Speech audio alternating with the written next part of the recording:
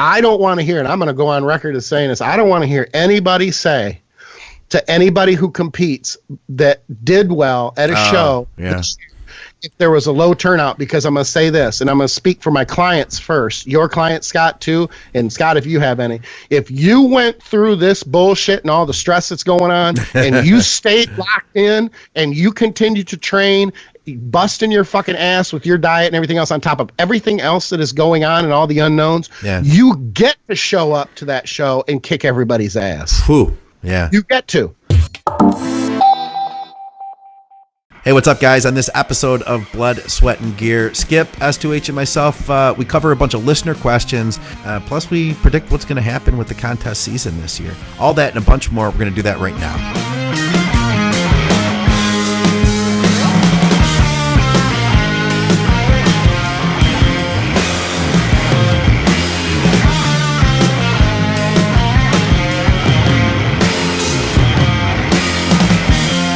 We have a topic that was brought to us by a very long-time listener.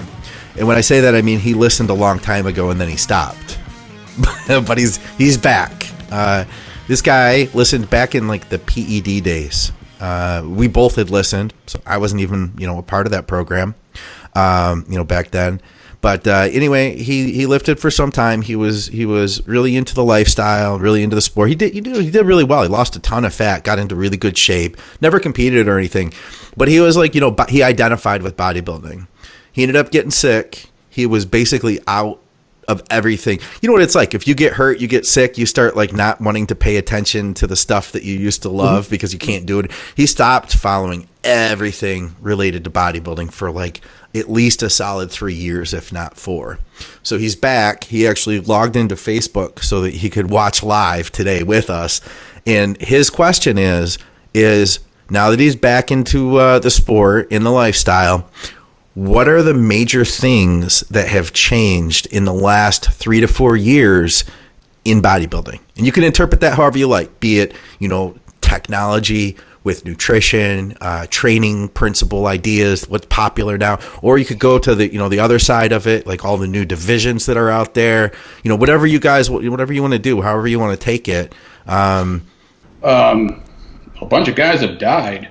Yeah. I was going to bring up Matt Porter because I was thinking, wow, well, Matt Porter passed away. That was pretty big to the bodybuilding community. Carver, Piana, yeah. Dallas. Man, there's been a bunch of dudes that have passed away in the last 3 or 4 years. A bunch. Nasser? No, he died before that. Who else has passed away in the last 3 or 4 years? I mean, it's pretty sad we can't remember, but there's been a bunch of guys. Well, that's why, because there's been so many. I don't want to say we lose track of them, but there have been enough that it is hard to keep track. But from a training standpoint or a nutrition standpoint, supplementation standpoint, I don't see, big... you know what? I think that dosing has gone down in the last 3 or 4 years. I would agree with that. Yeah. I would agree with that. I think people have gone more... I don't know. I think people have gone to more of a moderate route in general. Not all, That's a good point. I think you're right. What about training in this sense? And I don't know if this has been the 3 or 4 year mark, but there has been this shift.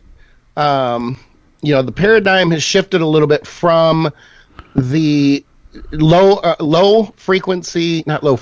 volume, high intensity to more of a higher volume and a little bit more higher frequency. But I don't know if that has fallen in the last 3 or 4 years. I've done this for so long. Sometimes these years run together and I can't say, gosh, what happened 5 years ago versus 7 years ago versus 3 years ago. So that shift has happened as well. As an example, it's not like people don't use DC training or HIIT training anymore, but they don't use it like they did into, out of the 90s into the 2000s. And now that we've passed again, DC training was big before 2010. Hey, what's up, bud? I'm able to, he knew the show. So, yeah, exactly. So New York City, man, it's busy here. But so that has changed, I think, but I don't know if that has changed in the last 3 or 4 years. I always look at the industry through a very cynical lens, and I have to be very careful of that. Yeah. But I don't see big changes. I think the dosing thing is one of them that's something, especially being involved with the show here and talking about stuff. And I think people have taken a more conservative route, and how long has it been since we did PE radio? Has it been that long? And it's been longer than I thought. It's been... Yeah, because I was listening in like 2014, so that was 6 years ago. And it was probably before that, you know. I'm thinking... When did we start this? We started this in 2016. 16. We're on show number 25 or so? Yeah, we're on show number 3 now. No, I mean, really, what number are we on? We're on like 80-something. 80. Holy shit, 80? Yeah. Well, I think you're right, Scott. The dosing has... Because I remember a decade ago, everybody was ramping it up. You know, like 2006, 2008. Maybe it was the people I was around, and maybe it's because I was pushing harder and I was around people that were competing. But no. I feel like everybody was like, you have to run at least a gram a test if you're competing. That was the mindset a decade ago. If you looked at the boards, everybody like, you're going to run Primo with that? Well, you got to push Primo hard. You got to do 800 milligrams a week. You know, stuff like that. Versus now I see people that are like, oh, I just like to keep the test low and run 300 of this, you know, or 400 of that, and that's it. Could be because everybody in our circles has gotten old like us. And so, you know, everybody we know well that would tell us stuff is like, oh, yeah, dude, you know, I'm dropping it down. But, well, that's because we've seen everybody die, too, so there's that. I mean, when you're older, that kind of thing has an impact on you. So you start to look at the things like basically those risks, and you start to weigh them cost to benefit. And I think that has... Now, the fact that we have somehow been able to get through to the younger... I hate to say generation because that makes me sound really old, but that's really... Just own it, man. Just own it. I know. Tell them how many years you've been doing this. The younger generation really has come on board. Yeah, they have. Much more than I ever would have thought. Because I remember when Dante started this, and I started in on it with him too, and it was in the latter years of when Intense Muscle was really popular, and it's been a long fucking road, and they would fight and get mad, and you're a fucking idiot. I mean, the shit that they said to Dante was just insane, and with him being so well respected in the industry, I was really surprised to see him get that kind of backlash, but he stuck it out. And he was saying, like, do low doses or what? Well, he was just saying, but he was basically saying, and I'm paraphrasing, that it was just overkill, and that the answer was just to take more gear, and everybody was more concerned about gear than anything else. And you know, I understood why. At the same time, he never really said, you know, take ridiculously low amounts. He was just saying that the amount of gear that was being used was just absurd and ridiculous. And that's the part that I completely agreed with him at the time. Yeah. Yeah, I feel like years ago, too, we were under the impression that, like, well, that had to be what the pros were doing. You know, guys like myself, guys that weren't pro, guys that weren't hanging out with people that were pros. You saw someone who was like 3 times your size, and it was easy to say, like, it has to be the answer, you know?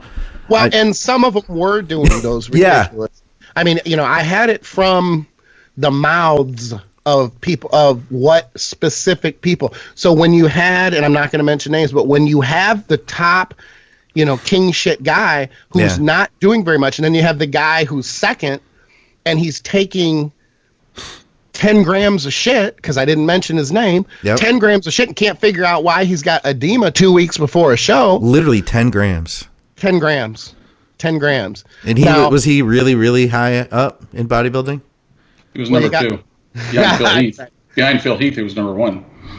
Well, it depends on when you're talking about. But if you're talking about the era, say... You didn't take an investigator to figure I know, that but one out. I understand that, and I'm putting it out for that reason. All I'm saying is I'm not going to say who it is because I don't want anybody coming to me. I'll stop fishing, saying, man. You said this about this, or, you know, you said this about me. I didn't fucking say your name. I'll stop fishing. But that was the issue. You've got such bad edema in your ankles, and you can't get rid of it because of this massive, probably, I don't know personally what this, but probably because you're doing fucking 10 grams of shit. I mean, that could be the issue. Yeah. And it could have been an issue ongoing behind the scenes between those two people. Who knows? It may have helped to fuel the fire if those two people didn't get along very well. I don't know. I think, as I think about it, I think the Dallas McCarver's death made some. I mean, I can think back to that, and people I'd worked with, or we're working with, or whatever, say, hey man, it kind of like opened some eyes to say, even though at first there was no autopsy at first or whatever, but a lot of younger guys were like, it wasn't some old dude in his 40s that did a bunch of freaking GHB and partied and was on gear for like 30 years. Yeah. It was a young guy and a big time guy, and so if I think back to it, I think a lot of guys went, whoa, wait a minute. I think you're right. This is not cool. This wasn't some washed up dude in his 40s, that was still trying to be the man. It was, a young guy, and arguably the most popular up and coming bodybuilder. So absolutely. And then, when his autopsy came out, I think people kind of went, wow, saw the results of that. They were like, ooh, and I think it kind of cooled a lot of people's jets, Yeah, that were probably wanting to get aggressive. Well, I think you guys tell me if you feel the same way, but I think if I had to pick a death in the last 10 years that had the most significant impact on bodybuilding, it would probably be Dallas. Matt would be a very, very close second because of the relationships that he had with people and the type of person that he was.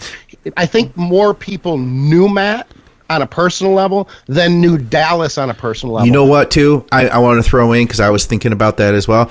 I think that the difference with Matt is, Dallas, he was a star. We could see the writing on the wall. We could see that he was going to do something fucking huge.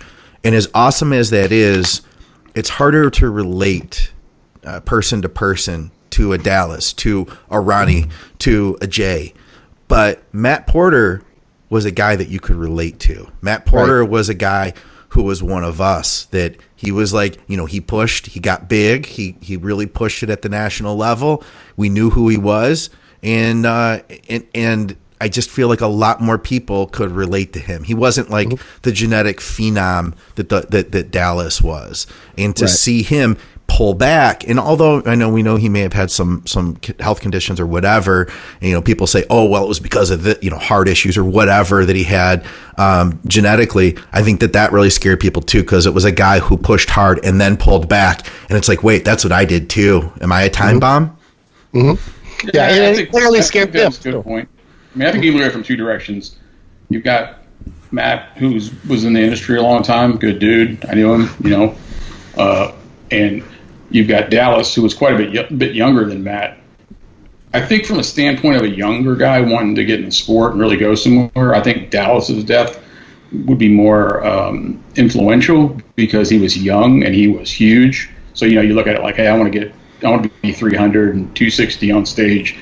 You'd go, wow, this dude was pretty young. From Matt's standpoint, same thing. I mean, but I think from looking at Dallas from the outside, I think that would scare more guys because he was so young and so big. Yeah. Big physically, Matt wasn't at one time, but, Matt wasn't nowhere near the size of Dallas. Yeah. No, but there wasn't a huge age difference though between the two. And Dallas just had more. 10 years. He was 10, 12 years. Was it? How old was Dallas? Dallas was like 23. He was pretty young. Okay, and I stand corrected. I thought he was more like he was 27. I didn't know he was young. Okay, all right. If he was that young, then I apologize because I didn't. I had them maybe only about 5 years apart. But I think that Dallas being the star and being on a bigger stage from a bodybuilding standpoint. See, we're a little biased to Matt because we knew him so well and saw him come up from nothing. But people didn't do that as much with Dallas in that younger demographic. They just saw him as like this fucking freak who came out of nowhere. 26. And they wanted to be him instead of knowing him or having a more of a relationship or interactions with him. Look, I'll tell you where I probably made a mistake and it's probably not fair. I probably shouldn't have said, any type of ranking one. That's not fair. Both were so impactful, but just in different ways. But those two deaths stand out above everybody. You could say Rich Piana, but Rich was kind of the time bomb, and he admitted it, and he threw it all out there. An example is Boston Lloyd, and I'm not going to pick on the guy because I don't know the guy. Yeah. If he dies tomorrow, no one's going to be and I don't want anything to happen to the kid. So I just want to be clear on that. I have no issues with him. I don't know him well enough. I know his online thing and that sort of shit. That's all I know. I don't know enough about him to say whether I like him or dislike him. But it's very clear that he's been abusive for so long and open about it that if something happened to him tomorrow, no one would be surprised by that. Not to say that people wouldn't be impacted, especially the younger demographic. Sure. But no one's going to be surprised. And I don't think anybody was terribly surprised when Piano went out. Disappointed, sad about it. Surprised? I don't know about surprised. But when somebody like Dallas or something like that, I remember when it happened with Dallas, I don't want to drag this out, but it became more of an issue because at first it was blamed on insulin. Yeah. So there's that. There was a lot of stuff in there, and I understand when bad things happen like that people around the person who passed may try to cover those things, and I understand that. But then it just kind of drags it out, and I think in that particular situation with Dallas, I think it did that. But that doesn't take away from the fact that his death was very influential, I think. I'll spin this into a slightly different direction because Matt, two things. Shannon, he said that it's been over 5 years because he used to put customers on hold to listen to PED. So whatever. Would you please hold for a moment? Yeah. Skip's talking. Hold for an hour. I'll come back to you when Skip's done. It may be a while. Matt Marshall had a kind of a cool thought here.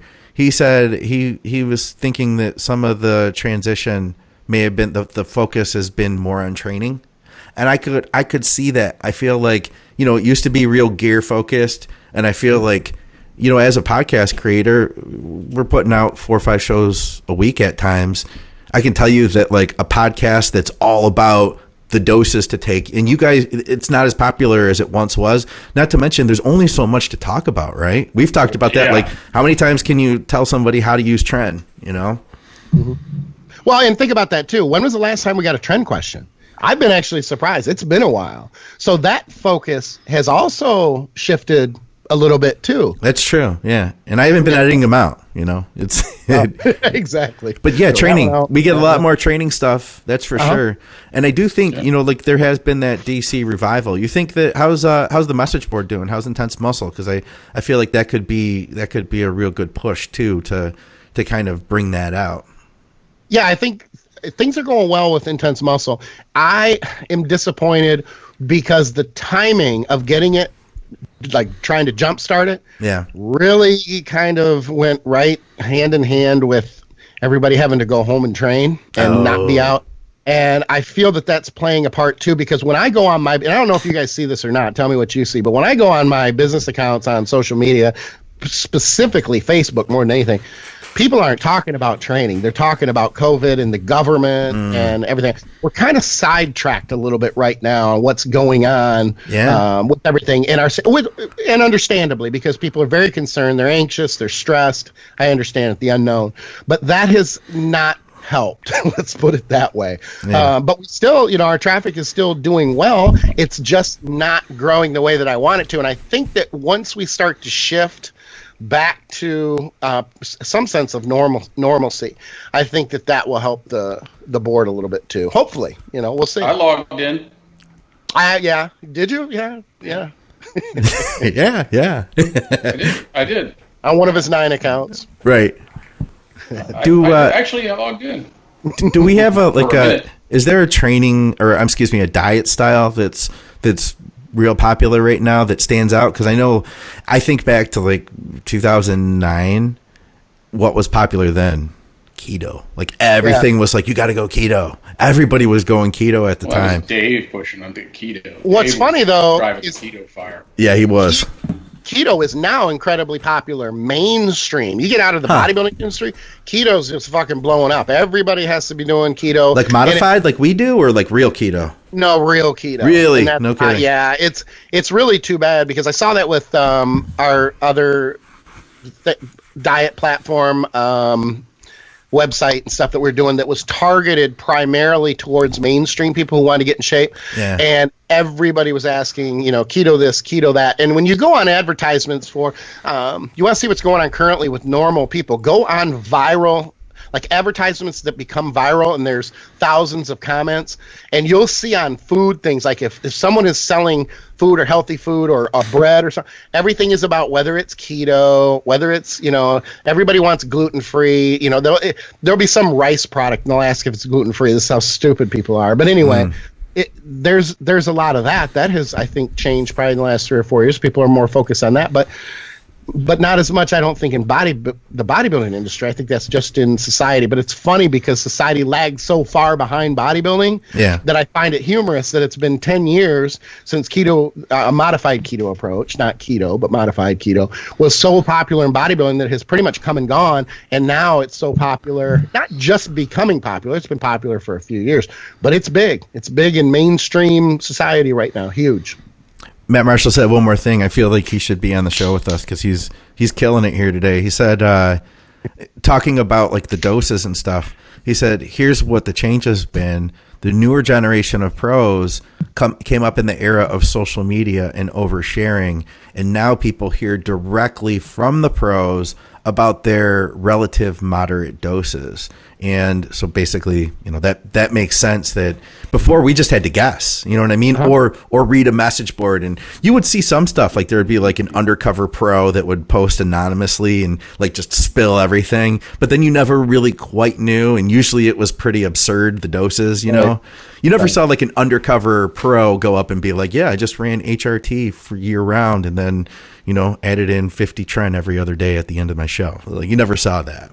You have something else going on now too, though, that we would be remiss if we didn't point out, and that is this: with social media now tied, message boards weren't like this. Message boards had anonymity; it wasn't tied to a face unless you wanted it tied to a face, and that wasn't a lot of people. You remember the time when you would post progress pictures and everybody chop off their heads because DA might see me posing or something. It was just this very stealthy type thing. With social media, your name is attached to your face, so I'm gonna say this, and I don't know if you guys agree with this or not, but I believe this. There's a lot of people doing way more gear than they're saying they're doing. You think? I agree with that. Yep, because the trend right now, they don't want to come out and say it, especially if they're known. They don't want to come out and say, I'm doing a ton of shit. Yeah. Because then people will be like, well, what the fuck? He's stupid. He doesn't, all you need is this. A lot of people are covering it up. That's what I think. Well, How many? I don't know. From a marketing standpoint too, if you're a pro, you're trying to get sponsor revenue. You're not going to go up there and go, hey, I'm on 5 grams a week. That's why I look like that. You're going to go, no, I'm taking TRT and I take, super shake smoothies from so-and-so and this from that. And that's, it's people are more image conscious now with social media. Well, and it's also client base though too. Think about it. You could potentially build or pull in more clients if you have people convinced that they don't need to take a lot of shit. Yeah. There are a lot of people out there who go, man, I don't want to try to get huge because I don't want to have to take a lot of shit and I want to come in. Oh, you don't have to do that. Look at me. And Joe's over there going, yeah, look at me. We all don't take a lot of shit. When they may well be taking a lot of shit. It's a marketing move. Yeah. And a lot of people are doing it. And there's a lot of people, we've talked about this before. I mean, we could probably come up with these things all night, really. But I'll say one more is the whole push toward the classic division. That there are, with people that don't want to necessarily, like you said, I thought of it because you said don't want to get huge.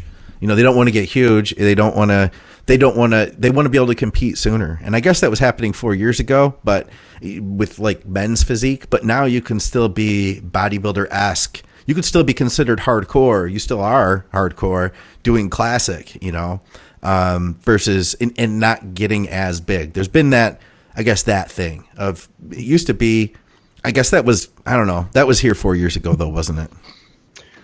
I don't know. I think that the guys who are just all out in the open division and doing a lot of gear, they're kind of the outlier now. Yeah. It's almost kind of, the rest of us, we want to look good and we want smaller waists and we don't want to do a ton of gear. And that's kind of the trend. So I think the open bodybuilders are kind of outliers, I think. That's what I like about it. Which we kind of like. Yeah, exactly. That's how it was years ago. there's more money to be made as a classic competitor than there is an open bodybuilder. Absolutely. I'm sure it's more marketable. You're more marketable. Yeah. And they're pulling way more ass. I don't care what anybody says. You'll get open bodybuilders who right now will be either messaging or they're going to message us later going, oh, I pull plenty of ass. You don't pull as much ass as a classic dude. Nope. A badass classic dude is pulling tons of fucking ass. Yeah. Oh, shit. Yeah. Tell us about it, Skip. I asked my wife, I'm like, look, who would you rather sleep with, this cat or this cat? She's like, oh, definitely that one. And it's always classic. So there's that. I was like, classic? Or I'm like, told me, but I'm like, bitch, that's a picture of me. You can't say him. What the fuck? That's me. I've been sleeping with you for 30 years. What the fuck? I'd sleep with him in a heartbeat. All right. What do you guys say we do some questions? Scott, are you excited? We'll do some bodybuilding questions. I'm pumped up. All right. Before we do, I want to shout out our sponsor, True Nutrition. I saw a post by them the other day. I never thought about this. If you go to the store and you buy a 5-pound tub of protein, you get what weighs 5 pounds. At True Nutrition, they measure out 5 pounds of protein and then they add the flavor to it. So you actually get 6. I didn't know that. Did you know that, Skip? I actually did. And I didn't know that. True Protein or True Protein. This is how long I've been with them. Right. True Nutrition, because it was first True Protein, would be pretty disappointed if they heard me say that I did know that, and I guess I assumed everybody knew that, but that is that's a very good point. Very good point. They also have a it's basically a pina colada. I think it's Tropic Colada, something like that. EAAs. Oh, and yeah. Each mango was pretty good, but this one is coming in the next order, and I'm going to be checking it out because I'm not sick of the mango. Yeah. But I'm like, oh, shit, I'll try. Because I went flavorless for a while, and I would just put Mio in it, and that was okay, but it wasn't that great. As soon as they started flavoring, I'm like, oh, this is the shit. This is good shit. Because the EAAs by themselves, oh, man. They're the worst. Yeah. There's nothing like that first time you try it. Can you even remember that, Skip? I remember the first time I was like, yeah, I'll throw these aminos in here. Hell, I'll throw a little extra in here. And guess what, man? Without any kind of flavor, that is not pleasant. Well, what I would do, it's been recently, within the last probably, I've only been using flavored EAAs for about a year. What I would do is I would have Mio, I'd have an extra thing of Mio in my trunk of my car so that I could put the powder in there and then, mix it right before I, went to train.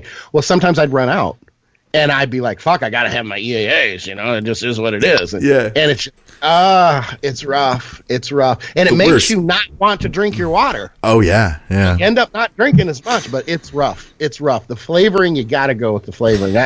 You can call yourself hardcore, but you got to. You know what? I still, and maybe it's because I'm cheap.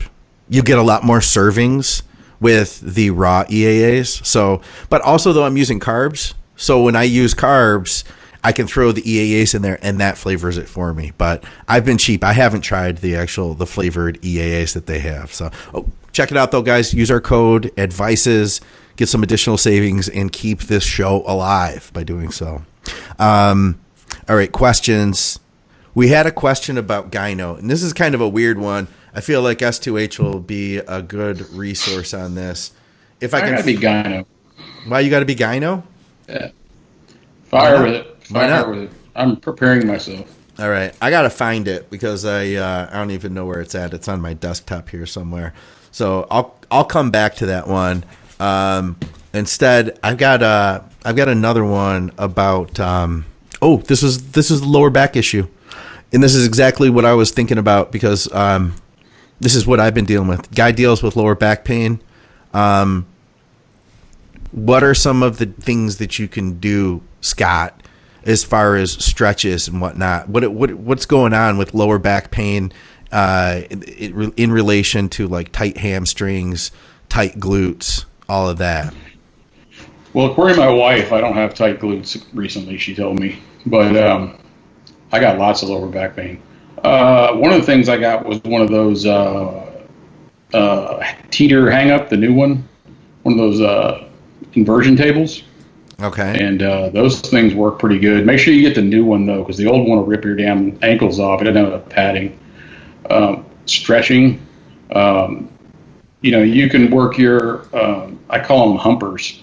My wife has me do these. They're like hip thrust, while you're laying flat on your back. Yeah. To strengthen, your core, your back, glutes, and all that. But I think stretching, dude. I mean, when I stretch, like really stretch, I mean, spend like 30 minutes stretching, and really stretch, really deep, and you know, I think I feel way better, and it just works. You know, and that inversion table works. The only problem with that thing is I can only hang upside down for so long, maybe 3 to 4 minutes, where I feel like I'm going to pass out. Oh, you know what you got to do? Yeah. You put it at an angle like this. That's what it is. And it works okay, but it doesn't work as good when you're completely inverted. But stretching is huge. Also, you know, people don't realize sometimes if they stand a lot, the kind of shoes they wear can affect their back, you know. So I like to, you know, wear some pretty comfortable shoes, or some certain shoes that, you know, work good for me. But stretch, dude. Just get a foam roller, go put a TV show on you're going to watch, get on the floor, roll, stretch, all kinds of just stretch, and you'll feel a lot better. You know, it's funny because he just touched on the two things I'm going to say, but I'm going to elaborate a little bit more. Without stretching is number one. Without stretching, basically it's the number one thing that has kept me injury-free for the last 4 years, and I'm now able to start to, within the last year or so, I've been able to really start to PR my leg poundages, including squatting. So it's just day and night. Chiropractic adjustments helped, but it was more of a Band-Aid issue. Stretching actually fixes the issue. The inversion table can work depending on the injury to the lower back. I say injury, I'm assuming that the guy who was talking about lower back pain had an injury. Not everybody does.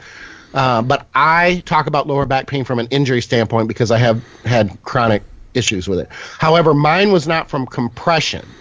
So, like as an example, 5 days after I had an injury, I could hold weight on my back without any problem. The compression didn't hurt.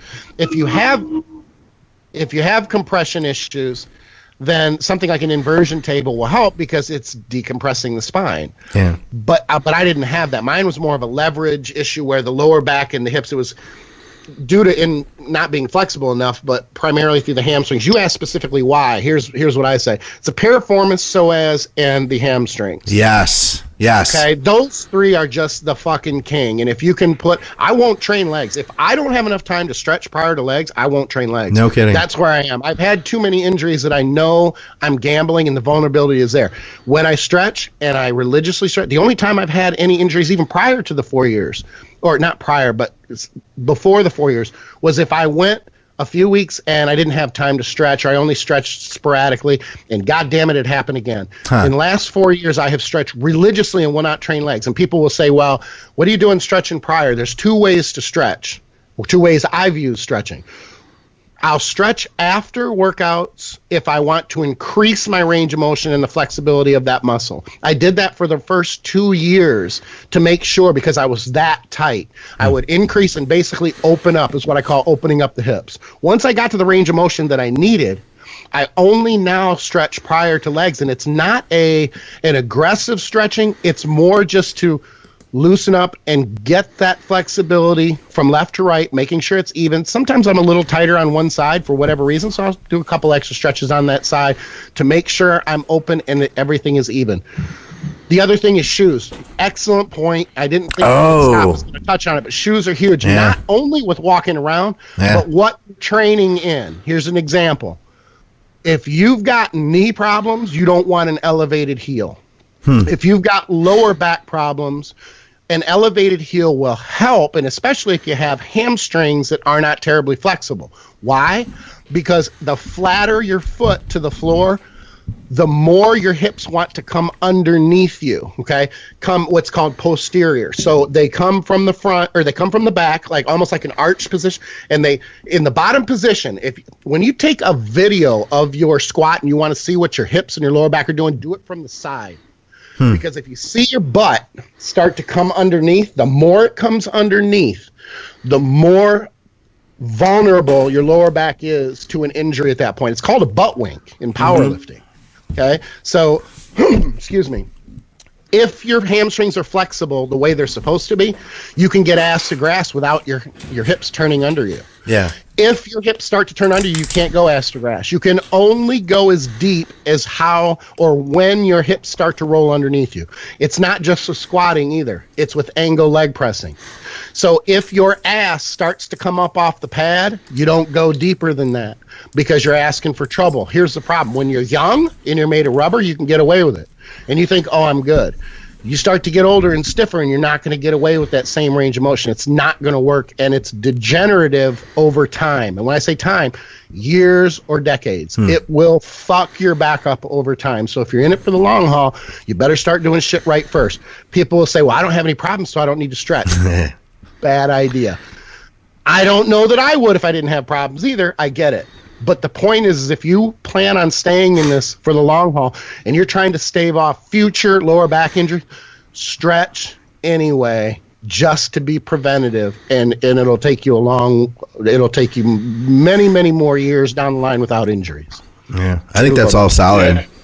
And one other thing too is you can carry too much weight on your body. You know, your body's, you know, genetically built to carry so much weight. And, you know, whenever I get up to a certain weight, no matter if it's good weight or bad weight, I start having more back problems. So, you know, I can almost tell you if my back I don't weigh myself very often. If my back starts bothering me, lower back, if I go down the scale, I'll be over that certain weight point almost every time. Yep. If you have lower, some people say, well, I just get a pump in my lower back that's so brutal because I'm on gear and I'm heavy right now. What do I do? That's not a back injury. But what I recommend to people who do that is stretch piriformis, psoas, and hamstrings in between every set. In between each set, huh? Every set. Once you've got your breathing, get down on the floor and do and if you're wondering what stretches to use, you can Google shit for piriformis, psoas, and hamstrings, or you can go to my TRT bodybuilding DVD on teamskip.com, and I go through my stretching protocol in detail for every stretch. And it's all around. I do a lot of other stretches too, but the main focus is on those three. Do you know where that's at off? Like, we don't have to pull it up now, but would that be something you could link me to, or we could link the listeners to those videos in particular? All right, but I mean, like, do they have to sift through? I mean, because I know the DVD is long. Is there like just something that says stretching or? Right there on the homepage for teamskip.com, up at the top on the left, there'll be the longevity video that you can click on, and on the right, you just click on the TRT bodybuilding video, and that's all you have to do is click on the TRT bodybuilding DVD, and it takes you right to it. Okay. Do you know where the stretching stuff is in it, in case people wanted to just check that out? It's one of the chapters. There's like 27 chapters. I can't tell you which one it is. Yeah. Okay, cool. So you can find it then if you wanted to. It'll be in that. Okay, awesome. Yep. I found that question I was looking for. All right, long-time listener from the UK, having some issues with puffy, sore nipples and worried about gyno. This is a weird one. He says, only running 300 milligrams of test sip a week. It started around the week 4 mark. He's at week 6 now, and very minimal improvement after introducing 80 milligrams of Novadex and Letro. He said all he could get a hold of would normally use 8X. He's using Letro at 5 milligrams a day for the past only 4 days. I've never had this problem before. He's run as much as 800 milligrams of test a week. So he's been off gear for a year, and he's just started this cycle now. Scott, I'm turning to you, man. What's going on with this situation? And why is the Novadex at 80 milligrams not working? Maybe it's not any good. You know, I don't know if it's research. It could be questionable, but I would say he needs to inhibit the aromatase process. So with an aromatase inhibitor. We started the Letro. Yeah, he's using Letro at 5 milligrams a day. But it's only been 4 days, so that takes a while to kick in. 4 days though. But I would say if I'm going to step back to one thing is that Aromadex has been proven to inhibit aromatase more than letrozole. So he said it's all you can get a hold of. Yeah, if he's using research stuff, I don't know. I mean, I don't know where the research market is right now as far as quality, but that could be an issue. Make sure if he's using research, tell him to shake the bottles up. Make sure he's not everything's not sitting down on the bottom. That's a good Make point. sure he's measuring correctly, too, because that's another problem with some of those research droppers. People don't really understand the math to it and get the measurement wrong. But I'd give it a couple more days. I mean, I also tell him he could take that 300, if he's taking all that 300 milligrams at one time, he could break it in half to a Monday, Thursday schedule for 150 to stabilize his blood level a little more. Possibly too, since he's used gear before, he could be a little bit older now, so he's aromatizing testosterone to estrogen, at a higher rate. I would say I'm just 4 days into the Letro, I'd give it a little more of a run. If he doesn't get any kind of relief at all, then I'd question the quality of whatever he's using. You'd almost have to, because I still think at 4 days, at 5 milligrams a day, that's like killing an ant with a grenade. Don't wear tight shirts either. I mean, if he's wearing tight shirts, he's getting he's rubbing up on his nipples and stuff a lot. That's just going to irritate irritate it more. Let me say this too. I'm going to add this.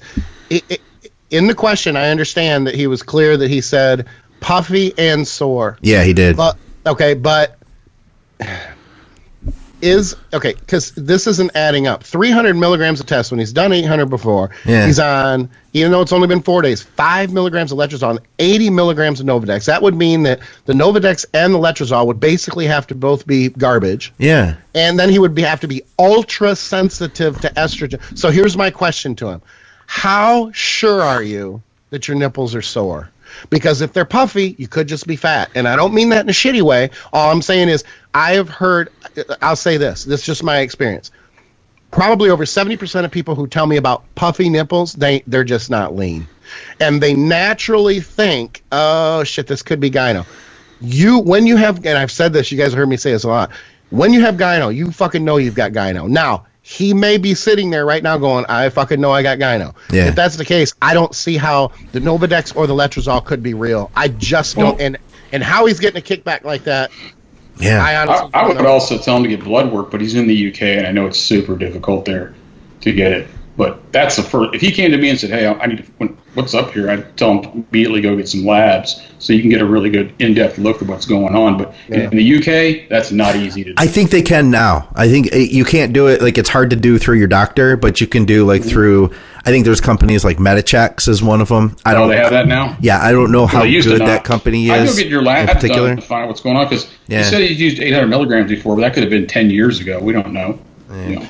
Right, still 300 milligram. I mean, even for someone who's ultra sensitive, man. I mean, I'm even thinking too. I'm like, God, is he taking something else?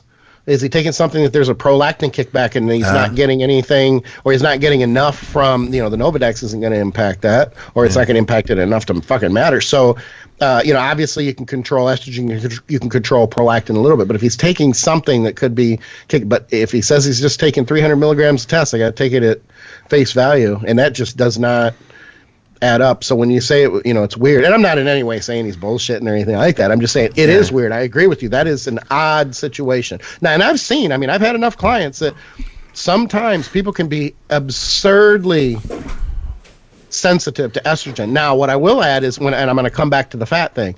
If he's overweight, if he's carrying a higher level of body fat, you tend to be more estrogenic at that point, just from the body fat level. So I've had clients who have started and been very sensitive on 300 milligrams and maybe using HCG, and they've got, high doses of Arimidex to control it. And we've seen the blood work and everything else. When they get lean, they need damn near nothing for the same dosing of testosterone and HCG. So body fat plays can play a huge role in estrogen as well. So ask yourself and be honest, hey, are you lean? Are you lean enough? Or are you carrying a higher level of body fat that could be contributing to your estrogen issues as well? Okay. I've got one here about acne, and we've talked about acne in the past, but I felt like it had been a little while, so I figured I'd throw this one back in the mix. Guy who's trying to keep basically back knee, shoulder acne under control, on cycle. I know, Skip, you've never had much of an issue with acne, have you? No, I never have. I remember every now and that. then coming off or going on, sometimes I'll break out a little bit, and I always tell people it's usually the large majority of the time when you break out, blood levels are going up or blood levels are coming down. Yeah. If you have acne and your levels have been stable for a long time, you're prone to it. So, okay, so because I thought about this ahead of time, and I knew that you didn't have a lot of personal experience, but you've been coaching for a long time. You know, you obviously have run into people. Long time. You've run into people that have had, you know, acne issues. How would you advise a client that came to you and was like, man, I'm starting to really break out. What do I do, Skip? If blood levels, if we see the blood levels are stable and they're still breaking out, number one thing or the first thing I do is it's B5. It works so well for a lot of people. Yeah. At 1,000 or 1,500 milligrams 3 times a day. It's B vitamin, so it's water soluble. You're going to piss it out. You got to take it a few times a day. That typically, and it takes a little while. It might take 3 or 4 weeks before you start to really see anything. But what it does is it helps to, and I'm setting up Scott for this one, helps to block the production of what's called sebum, which is is the oil. Yeah, exactly. The oil in the skin, where basically acne comes from like the lower levels of the skin, and I should know the dermis, not the epidermis. The epidermis is the top one, right? Got it right. Two up. So you see what I'm saying? It tends to come from underneath. So when you kill the production or at least lower the production of the oil of the skin, that helps to cut back on the acne large part of the time.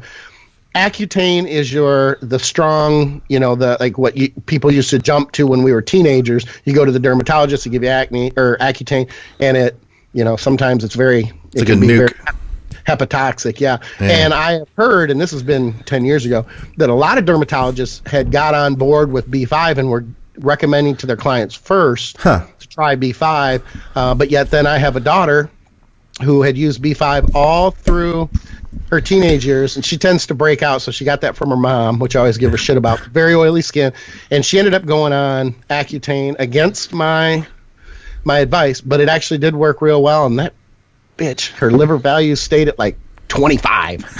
Nice. So it didn't have didn't have the impact on her liver that it does for some people. And you know what, maybe they've changed that compound a little bit. If I'm not mistaken, and someone out there will probably know this, there's another tane that they're using now, from what I understand. It might not be Accutane, it might be some other tane. It's like they use the topical. It's an oral, but I don't know if the chemical has been altered a little bit. I'm going to get the hiccups because I am too. Nicotine hiccups because I just put that pouch in and I swallowed. Yep, there we go. I love it when you. So you're burping and spitting into the camera. I'm gonna get a bunch of messages about this. He's weak. One thing with acne too is it can back to the don't wear tight shirts. Make sure your clothes are clean. Make sure, you know, a lot of people don't really wash their back. Yeah. When they take a shower, so get one of those little thingies, you know, But don't scrub thingies. it if you're broken out. Don't scrub it. Yeah. Just and make sure you rinse it off real good because your skin's got to breathe. Yeah. And but acne typically isn't from the surface. That's more breaking out from like clogged pores. I'm not saying it's bad. You do need to wash your back if you got oily skin, but that's acne is cystic. Acne is deep. What you don't a lot of guys wear those really tight like Under Armour shirts and stuff. What are those things called? Like the skin tight ones. Yeah, heat. What are they called? Whatever they're called. Yeah, heat gear. But try to wear looser clothing. Cold gear. You know, I'm not a big Accutane fan, especially for somebody who's taking gear and stuff. But you know, some people just get acne. You get acne. You know, it's like losing your hair and going bald. Sometimes it's genetic, and you can't stop it completely. It is, but sometimes, and I don't know if this guy's like this. I had a client, and I'll be as quick as I can. I had a client in the Colorado 6 who was a very good bodybuilder and good guy, and he was up for the overall, and it was clear he was going to win his class. He should have won the overall, and he was going to go to junior nationals, and we ended up going to junior nationals.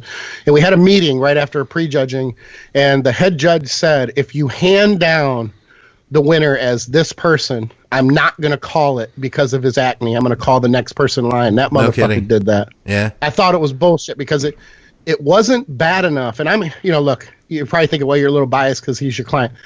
I'm not like that with my clients. If there's something that keeps them out of the top spot, then I'm the first one to tell them. Yeah. But they ended up not calling him. So acne can certainly have an impact And if it's bad enough, nonetheless, it had an impact. And he was not called as the overall, and essentially lost that show because of it. So it can certainly have an impact on your placing if it's bad enough. Yeah. I'll tell you one thing that gets rid of acne is the beach and sun. That's a good point. Go to the beach for about 5 days and get in the ocean every day and lay out in the sun. I tell you what, it'll clear some acne up quick. Yeah, between the sunshine and the salt water, I completely agree with you. Two factors there, because you're drying your skin out more, and it helps to. I think those are big. We've talked about it before, but I'll just throw out antibacterial soap. I think that's really beneficial because you have to figure that acne is an infection of the skin. So if you have that infection of the skin and then it breaks open, that's how it spreads. So I think that there's a big factor too of keeping it clean. I think oil too overall, when you have oilier skin, that just gathers more bacteria. So Scott, like you were saying, washing your clothes. One thing people don't think about is their sheets. You change your sheets once a week, whatever. That's pretty average, but realistically, you don't change your pillowcase every day. But if you have your face on that pillow for 8 hours a night and then you put it on there again the next night, the chance you're going to build up a lot. So I'd heard Palumbo say years ago, and it's advice that I've followed and advice that I've given is if you have acne on your face, use a fresh pillow every night. Basically what he said to do, he'd do, and I've done it. Sleep on one side of the pillow one night, flip it the next night, and then change it the third night. So I think that's a good method. Before we change topics, let me throw in one thing that I have come up with recently that I came across, and I was surprised by this. Not everybody's in the gym right now. I understand that I am, but when you go back, you're going to potentially deal with the same thing that I've been dealing with. I actually started to break out on my back in more of a rash, and I couldn't figure out what it was. It was like right around my middle traps only, between my shoulder blades to my traps to the middle of my back. Yeah. Could not figure out what it was. You know what it ended up being? What's that? Everybody is using so much disinfectant now on the equipment and on the pads. Oh, shit. Because I sweat so profusely because there's no air in gyms right now because they're not open. Yet, never mind that the Miami gyms typically don't have a lot of air anyway. So it depends on demographically where you're at. Maybe you're training in your garage. Be careful of using too much of this shit because it started to basically break my back out. Not with acne, but it was itchy. It was red bumps, and I could not figure out what the fuck it was, and that's what it was. Put a towel down. Put a towel down. Well, I still have because I train in a sweatshirt, and I have a t-shirt underneath. So I don't know that a towel, it could help. It's one more layer, but the point is I sweat through everything anyway. So if it's getting through a t-shirt and sweatshirt, there's a lot of that shit on there. And that's what's happening right. And when we go back to the gym, that's probably what's going to be happening anyway, is people are going to be spraying shit with so much more disinfectant than they were before. I actually had to laugh because I said the other day, I'm like, God, wouldn't it be funny if we have and I say funny not as a ha-ha, but ironic that we have these deaths with COVID and we have all these issues with COVID, and then we come back, I wonder what all this disinfectant's going to do to us too, because that shit can't be very good when you're slathering it on everything. I saw a lady the other day, she had a gun belt on with 2 holsters on each side, and she had disinfectant bottles in them. Nice. Like her mask and everything. I'm like, holy shit. You just squirt somebody in the eye. Yeah. Gun smoke theme, whistling. You know what else is interesting? I have never heard anybody say this before on a podcast. It's something I know I figured it out. Cystic acne. You can't put a cream on that to make it go away. It's just so deep. But you know what can work really beneficially is a steroid cream, because that's going to reduce inflammation. So, and if you have something strong enough, it can work pretty quick. I know I've been I used to have bad acne years ago, and I had it as a teenager on my shoulders and stuff. It was not pleasant. And then going to gear, I had future breakouts because of that. I was already prone. At the dermatologist, they would actually use an injectable steroid that they would just stick right under the skin in an area that was affected or infected, and it would bring that swelling down and the redness down really quick and help the healing. But it was a corticosteroid, just to clarify. Oh, yeah. They weren't putting D-ball in there. Right, prednisone or something. I can see people injecting Anadrol into their back going, I don't know why. It's working, but now I can't feel my legs or my dick. So. Somebody's going to go to the doctor this week. I think I got a pimple on my back. Can I get some Mastron? Yeah. All right. I'm going to look at some questions here that we had on the thread itself. Let me see what we've got here. So, off-season question says, I'm 250 pounds and trying to get to 280, 290. Usually at 350 grams of protein, 600 carbs. I'm stalling at 250. I was thinking of shooting the protein up higher, like more like 450 grams of protein with 800 to 1,000 carbs on medium and 800 carbs on medium days, 1,000 carbs on high days. Around 120 grams of fat. Is 450 grams of protein too high? He says, I'm not worried about getting too fat, and he's used to eating like this. It's not too much if he doesn't have any pre-existing, kidney issues. He's not going to 450 grams at 290. I mean, let's just say he's feeding the weight that he wants to at 290. I mean, that's if it's twice the amount of protein or twice the amount of grams of protein. If you're doubling it per pound, then he's got plenty of room there. 450 would probably be a good place to be if he just wanted to get to 270. I mean, I would say up the protein. You didn't mention the fats at first. I was going to mention the fats because I thought he was only doing carbs and protein. I was like, dude, bro, you got to get some fat in there. But it sounds like he's got fat in there too. So, yeah, that probably would work. But I would say push the protein. I'd probably push the protein before the carbs. He's got plenty of carbs in there. He should, to fuel his workouts. And then if you don't get it from the protein, then start adding carbs and fat. I'd say look at what you're eating, too. I mean, just don't look at the macronutrients. I mean, and maybe – I know when I used to want to put weight on, I had to spread my meals out a lot more. So instead of eating like 5 or 6 times a day, I'd eat like 8 or 9, and from waking up to before I went to bed. So I would not so much raise the macros a ton, the calories with it and everything, is I would just stretch everything out a lot farther and intake food, on a hour and a half, 2 hours, instead of just even tighter than that sometimes, instead of just like having, meal one as a whole meal and then a shake or whatever, and in between, then meal, have 3 solids and a couple shakes. I just took all the whole foods and stretched it out over a longer period of time. What's your thoughts on using more fats post workout? I talked to a guy not too long ago, Scott Mendelson, smart dude, and he had this whole idea of kind of keeping carbs moderate and then really hammering the fats post workout. And he explained his thoughts on why that had worked and everything. And it almost runs contrary to what a lot, like we've always kind of, my mindset had always been, the way I was taught was you almost kept the fats lower, and, relied on more carbs around training because then they would like get in there faster and everything. But what about the idea of getting more calories from fats in general? Like any thoughts on that around training? Yeah, you're talking about post-workout? Yeah. Figure like post-workout, something like that. I mean, this guy was using a lot too. He was saying like, I can't remember what it was, but it was like 80 grams of fat post-workout, like working up to that, getting your body used to it. It's because you got to get your body used to converting fat. So, I mean, it takes, I messed with this before. So it's not something you can just jump right into. Yeah. But you can start to implement more fats and reduce carbs. And it's also when we say carbs, that's kind of a general term. What kind of carbs are they? But I did it. It worked pretty good. But you can't just go, hey, I'm going to take 80 grams of carbs. You can get your body as it gets used to intaking more fats, to work for you. But it's not something you can dive right into.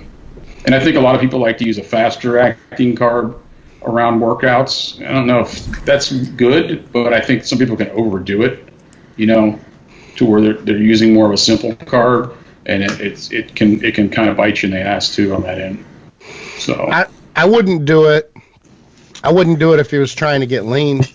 I'm not against fat intake when there's an insulin response, and we got a new generation of trainers coming up that are questioning a lot about skip loading and things like that, because I have a higher intake of skip loading myself and for some of my clients versus others who need a lower fat intake.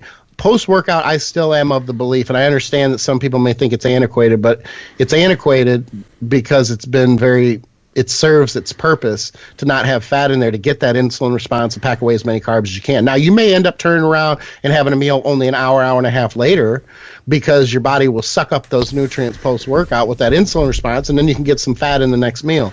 I'm not big on fats post-workout if you're getting lean. However, people do need to understand that muscle will still suck up triglyceride. People tend to think, oh my God, there's an insulin response. That means if insulin is there and there's any fat intake, I mean, this has been the long-held belief. If there's any fat intake, it just automatically goes to body fat.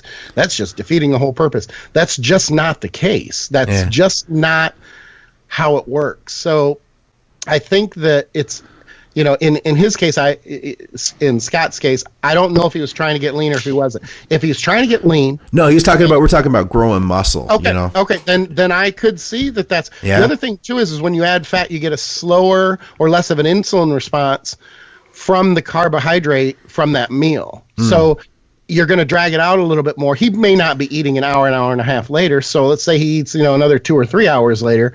It's I don't want to say it's apples and oranges, but I mean, you can accomplish the same thing. He's just using a different method to do it. I'd like to know what the ideology is or what his explanation is with the higher fats. Like if he's going, like that meal is so much, is significantly higher in fat than other meals, then I would like to, I mean, I'm intrigued. I don't think it's dumb. The guy's a smart guy, but I would want to hear what that reasoning is. And it may well be sound.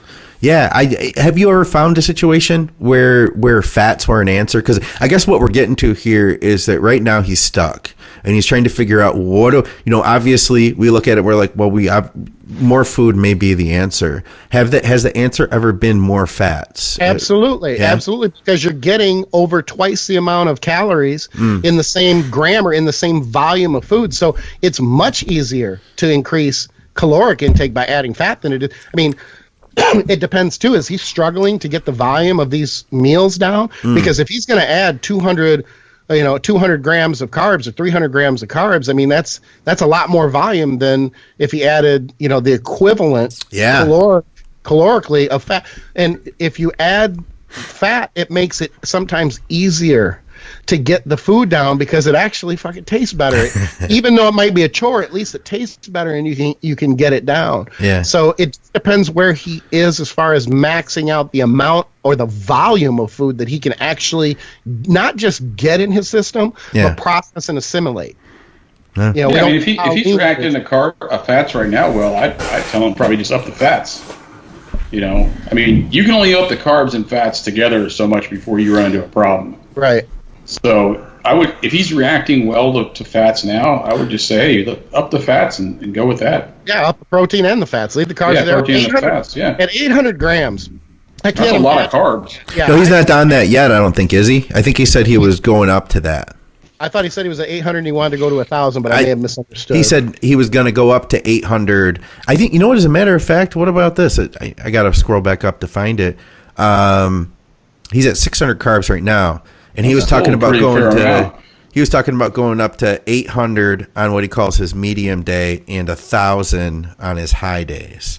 I don't know how many medium days and high days he has, but I mean that's a big jump, isn't it? You think let me ask you this. Now, in your experience, Skip, take a guy who's what did he say? He weighs 250. How many, if you wanted to add carbs to that diet, you're thinking we got to push higher. How many carbs would you add? Does it need to be a good bump at that point, or could you do just 50 or 25? Well, it just depends on the changes or the adjustments he's already made that haven't worked. Like if he's been pushing, let's say he was at 350 or 400, and he's been adding 50 here and 50 there, or 50 every week or 100 every week, and it's not doing anything, then make a big jump. I mean, there comes a point where it's like, okay, fuck it. I don't want to sit here for another 4 weeks and not make progress if I'm jumping at 50 per week. Yeah. Let's just jump to 200 and we'll see. Because if you jump to 200 and you gain a bunch of weight and you don't like the look or you feel bloated and distended, you can always back off as well. So, it depends. There's variables in there. We don't know how lean he is. We don't know how well he's processing the food that he's eating. Is he gassy? Is he distended? Is he miserable when he's done with each meal? And he's having it right. And he's got, he has to choke the next meal down. Like he's like, oh my God, I got to eat in an hour. I don't know how I'm going to get this. He said he ate it pretty easy, his food. Yeah. Comment at the start. I mean, I'm not a big fan of the 200 grams of carb jump and then another 200 on a high day. To me, that seems a little. Yeah, that's a pretty big. That's a good amount. Mm-hmm. Yeah, and if he hasn't made other changes though that haven't worked, that's all I'm saying. I'd run the protein and fat and run with that. Mm-hmm. Let's see what's up. Yeah, or spread it out. Bump your protein, add 50, another 50 grams of carbs or something like that, and try to keep your ratios so that they're not completely, they don't start to go completely out of whack. Because if he has been progressing on similar, on the same ratios, but he's just stuck, stay with the same ratios and increase it across the board. You can always do that as well. So I don't know. There's a lot of things there. If he listens to this answer and he can come back with more information, we can come back to this, the same situation, the same question on the next show. Worst case, take trend. And respect too for being 250, and shooting for 1,000 calories or 1,000 carbs here. I mean, that's pretty hardcore. That's a lot. Yeah, it wants to grow. yeah. I got bloated listening to that. That's a hell of a resistance band workout at home, I'm telling you. Easy. This is from Jake. He says fasted blood glucose has been hanging around 100 to 110 for the longest. At first, I thought it was stress-induced since going keto stress-induced since going... Oh, okay. I got you. At first, I thought it was stress-induced since going keto did nothing to help. I literally got a couple of 90 readings early on into keto, but that was short-lived, and it shot back up to my norm. I really don't feel very stressed these days. First thing I'd ask him is what's his family history. He also says carbs going up and down do not seem to make a difference. Here, you know what I'm going to say this? I know that's Jake Radcliffe. I already sent him 5 pounds of protein because that's the question we use for the expert panel. It was the first question for the expert panel. I'm like, bruh, I already answered it, and I already sent you 5 pounds of protein. Come on now. He also adds he's going to get blood work done. I'm going to say Jake. I'm not going to say my last name because Skip might recognize me. But obviously, he's still dealing with the same issue, apparently. Scott's going at it the right way. Is there a history of blood, that your blood glucose levels are going to run higher? Is there GH in there? Are there things that are elevating blood glucose levels? Keto, sometimes people get turned around on keto because their blood glucose levels run higher, but that can happen when you're on keto. I know he's not on keto now, I get that. But just because you have higher, blood glucose levels on keto, everybody thinks that's, oh my God, that can't happen because I'm not running any carbs. Yeah, it can happen. What about the dawn phenomenon? You guys ever deal with that? Who? The dawn phenomenon. Yeah. Sometimes you get higher morning. Yeah, sometimes you get higher readings in the morning, and what I've found is that you're not better off, but another thing you could do is check your postprandial reading, like 2 hours after you've eaten, and see where you're at there, because I think that gives a really good reading of like what your response is to glucose, that way. I think that's beneficial, because I know that I've seen people that they may be off in the morning and they can't figure out why, and then they go, it's like the more information you have, the more crazy you can drive yourself. It's like, I wonder if he was like this always, and I wonder how his response is during the rest of the day. I guess that would be one of my concerns too. So he said he is going to go get some lab work in the morning, and all that's could be a problem. I mean, I think you're right. I got away from blood glucose in the morning, fasted, and went to like a post third meal or something to get a better reading. He also said at the end, I just noticed this, he said, starting to chalk this up to the dawn phenomenon. So we could see. Let's see if we have anything else here. Let's see. We did the gyno question. What about that topic with contests, Skip? Oh, yeah. Let's finish up on that one. This is a good one to talk about. Yeah, it is. I think, and I'm dealing with this with a lot of my clients, and I may or may not be dealing with this myself too. I think everybody is, especially competitors right now who are getting ready for shows. They see that, the restrictions are going to lift on the gym, for the gyms and stuff, and that's cool. I'll be able to get back in. Yeah, the shows will be on. here's the perspective from the promoter's standpoint that understands, or you might not understand how it works. A lot of, so I don't want anybody getting mad at me, but a lot of promoters are not going, they're pushing their show date a long way out, a lot of time to not reschedule that the show is going to be pushed. I'm getting a lot of, for some reason my computer's slowing down. I know nobody's hearing this. I'm sorry to ask Kip, because it just started cutting out like every 10 seconds. Could you start that over? We're dealing right now with the restrictions beginning to lift in certain parts of the country. Everybody's getting excited. They can go back to the gym, and competitors who might be getting started into preps can say, okay, cool, my show is going to be on. It's hard to tell whether your shows are going to be on or not, because the promoters are smart enough to not say too early that the shows are going to be pushed. And I'll tell you, and this is why. If the competitors on the hook and keep them prepping for the shows, they need the competitors. Okay, that's the number one. Without competitors, you don't have a show. Yeah. Second is, without the audience, they're not going to clear a profit. Yeah. They might break even with the competitors, but they're not going to put a lot of profit in their pocket.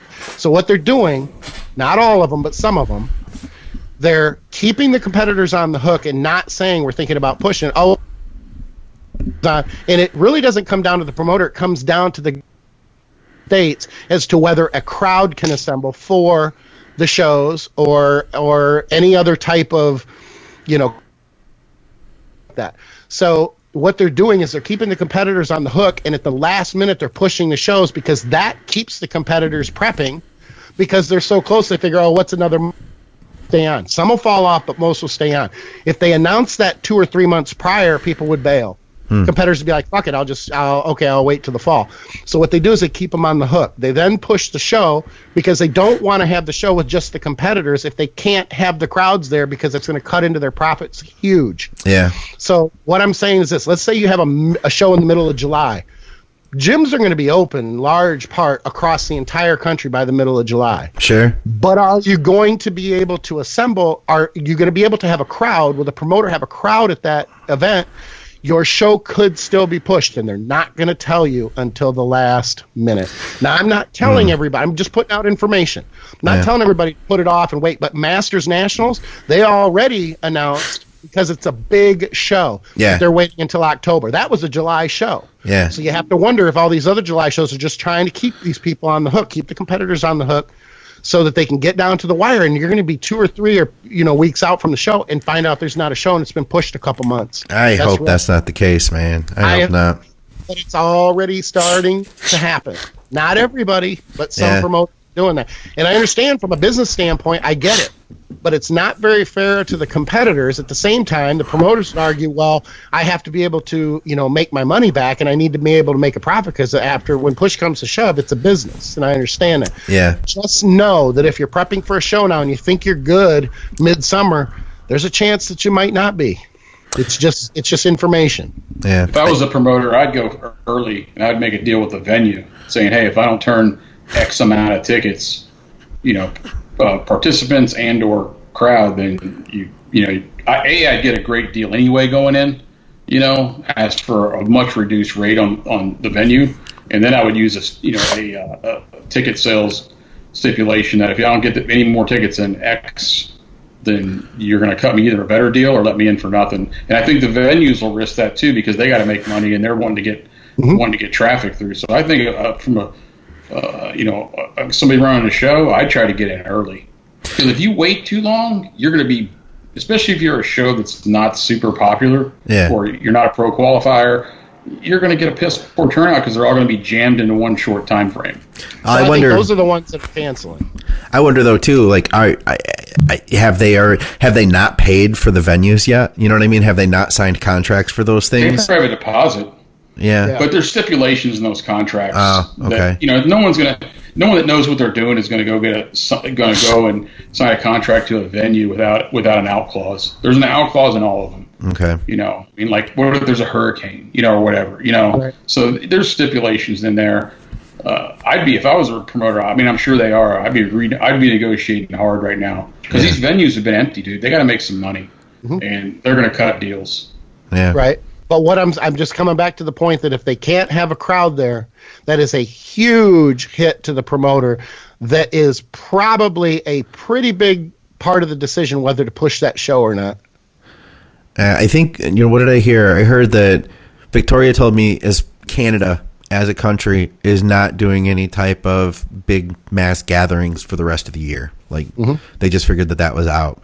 I know I haven't heard anything announced like that for the US, but at least for they're not. And I don't know what they call like big groups of people, but they were just saying no to that. So I don't know if they could do that here, if they plan to, but I haven't heard anything yet. But that makes a ton of sense. They can't do it federally. They'll do it by the state. So what you might have is some states that you might have a show and here's what I'm saying. Have a backup plan because there may be states that may have shows, say in July, that there's not as much of a restriction on gathering of crowds or gathering of people who can be there. Those promoters are going to have those shows. Then the other, like down here where Broward and Miami are kind of hot spots for Florida, the northern panhandle of Florida might be able to have a show, or Georgia, whose restrictions have been lifted some of the earliest in the country. There may be a show in Atlanta, or there may be a show in Colorado or something. I don't know. I know Colorado's opening up their gyms this week, May 1st, May 8th. I don't know, relatively quickly. So now that doesn't mean that they're going to, that the governor is going to say that they can have crowds, large crowds. That I don't know. Yeah. But you would tend to think that the ones who open up sooner are going to get through their phases quicker that they have set up, usually 3 or 4 phases, and they would get to being to the point of assembling with more people in a specific area, like as an example, bars or restaurants opening up, things like that, to where you could have the show. So have a backup plan if your show is, over the summer or, July, August, that sort of thing, because obviously the gyms will be open by then in most places in the country, but may not be able to have that show if they're not able to sell tickets. Yeah, I think by July, I don't think there's going to be an issue.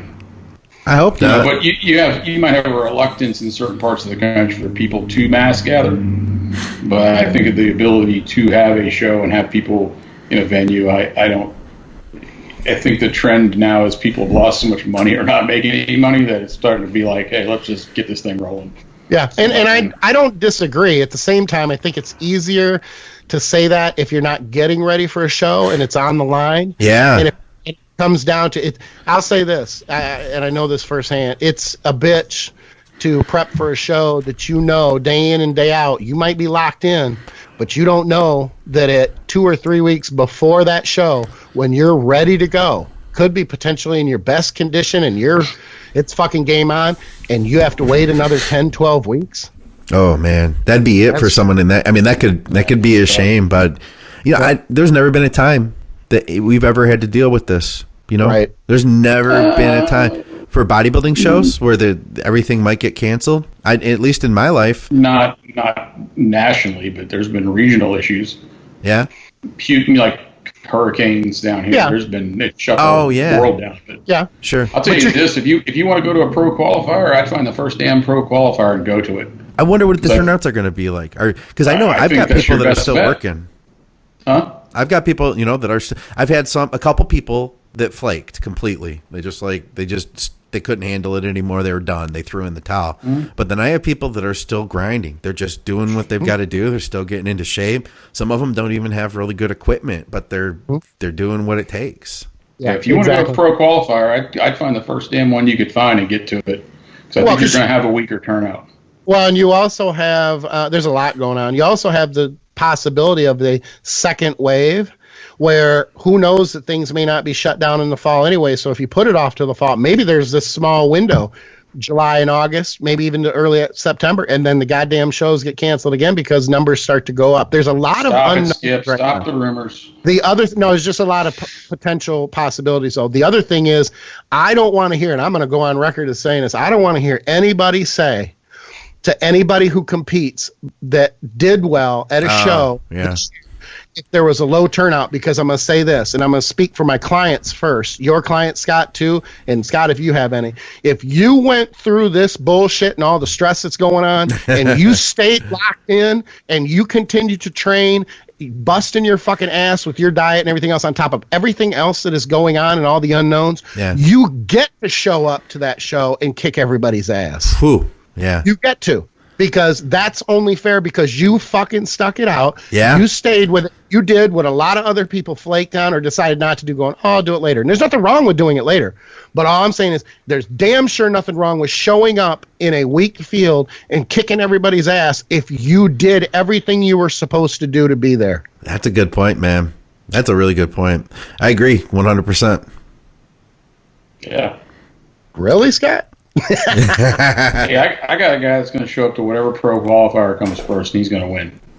Yeah, well, hey, like I said, I'm not going to stand out here because I said it earlier. I said it about a month ago. There's going to be some pros who are going to turn pro, and they're going to be weaker pros. But you know what? You fucking stuck it out. You showed up, and anybody else could have showed up too, but they decided not to. So good on him. Right on. Well, that's all we got, guys. What do you say we get out of here? We've got go over to I'll put the link in the description for Team Skip. You guys can head on over there. Check out this stuff about stretching. Of course, go to our sponsor, TrueNutrition.com. Use our code ADVICES. Help support our programming. And that's it, guys, for another episode of Blood, Sweat, and Gear with Skip Hill and S2H. I'm Scott McNally. We'll see you next time. Out.